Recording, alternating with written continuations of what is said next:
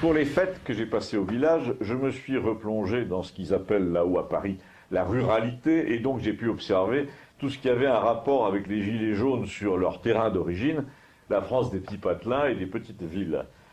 On n'en voudra donc pas à quelqu'un qui tient une chronique villageoise de s'attarder sur le grand déballage auquel la France est soumise en ce moment, puisqu'il concerne principalement les gens qui ont du mal à vivre, et les gens qui ont du mal à vivre, nous en sommes ici entourés.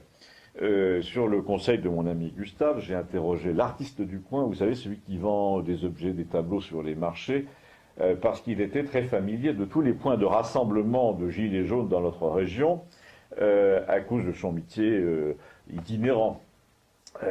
D'abord, je précise que ces points de rassemblement sont bien moins nombreux ici qu'autour des grandes villes, mais que, chose notable, dans notre village très paisible, où les trois quarts des gens n'ont jamais ramassé le moindre tract ou discuté avec des protestataires, la moitié au moins des habitants portent le gilet plié au coin du pare-brise, et quand on les interroge, les uns disent que c'est pour montrer leur solidarité, les autres c'est pour ne pas qu'ils m'arrêtent, disent-ils, au rond-point pour me débiter leurs revendications par la fenêtre. En tout cas, il est frappant de voir qu'en campagne, un très gros pourcentage de voitures portent la marque de cette sympathie formelle à l'égard des protestataires, ce qui est une façon de se reconnaître entre ce que Gustave appelle les partisans du ras-le-bol. Alors, venons-en à mon artiste dont je vous parlais, qui a ajouté une touche très personnelle au tableau de la situation. Il m'a dit, on l'a pas beaucoup vu dans la presse, mais c'est-à-dire les gilets jaunes, cassé la statue moderne avec les ciseaux, là, tu sais, au rond-point du géant casino sur la route d'Albi. Et c'est pas la première fois, ils ont fait aussi le même genre de coup de force à Châtellerault, avec une statue grotesque qui s'appelait la main jaune.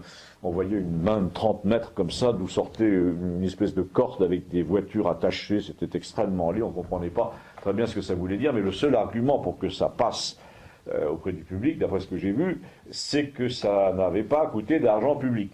Ils ont fait une souscription parmi les industriels de la région pour récolter 1,5 million d'euros apparemment. Mais argent public ou pas, les gilets jaunes du coin ont mis le feu à la statue, à cette horreur. Alors tu me diras, en tant qu'artiste, je devrais être outré. En fait, tu parles la liberté de création, tu vas me dire, tu parles aussi. Plus je discute et plus je comprends leur motivation. Ils ne jugent pas l'œuvre, ils s'en foutent. Ça les énerve surtout de voir qu'il y a des élus assez stupides pour laisser planter un truc pareil, aussi provoquant. Ça les énerve de voir qu'on n'a pas soumis ce projet à la population entière, parce qu'elle l'aurait repoussé évidemment. Mais ce qui les énerve le plus, c'est le prix que ça a coûté. Et là, quand tu les interroges, et là je suis entièrement de leur avis, en tant qu'artiste, même comme artiste, que ce soit de l'argent public ou de l'argent privé, 1,5 million d'euros pour une merde pareille sur un rond-point, mais c'est 10 fois trop, c'est 50 fois trop. Et là, en plus, c'est moi qui parle, on sentait qu'il était au courant de tous les circuits de l'art contemporain. On prétend que c'est du mécénat, mais c'est défiscalisé tout ça, et ensuite les entreprises qui ont donné avaient intérêt probablement à se faire bien voir par le maire ou par le conseil général ou par le conseil régional pour décrocher des contrats, pour obtenir des dérogations, des subventions. Et il me dit, c'est lui qui parle cette fois, tu ajoutes à ça les bons conseils des francs-mac, rien d'étonnant, me dit-il, à ce que tu trouves assez de couillons pour financer un truc pareil, contre lequel les habitants, me dit-il, auraient voté à 80%.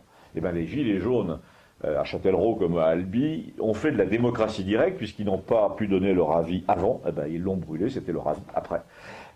Quant au monument du rond-point près d'Albi, je connais les chiffres, là, me dit-il, ça vient de la mairie, 200 000 quand même, les contribuables étaient furieux. Et quand les gilets jaunes ont réussi à instaurer une sorte de désordre un peu sur le rond-point, les gens sont venus renverser ce truc en inox qui représentait le gaspillage de plusieurs années de leurs impôts locaux. Et contre ça, me dit-il, tu ne pourras pas lutter très longtemps, parce que des artistes comme moi vont ensuite aller expliquer aux mairies qu'elles auraient pu dépenser 10 fois moins pour avoir un truc approuvé par la population, si toutefois elle avait été consultée. Mais avant ça, il faut se débarrasser de tous les conseillers du ministère de la Culture, les directeurs de FRAC, de DRAC, parce qu'ils ont un grand mot, ils flèchent, disent-ils, les budgets vers certains trucs et pas vers d'autres, sans jamais consulter la population là non plus. Eh bien, me dit-il, on va retourner les flèches contre eux.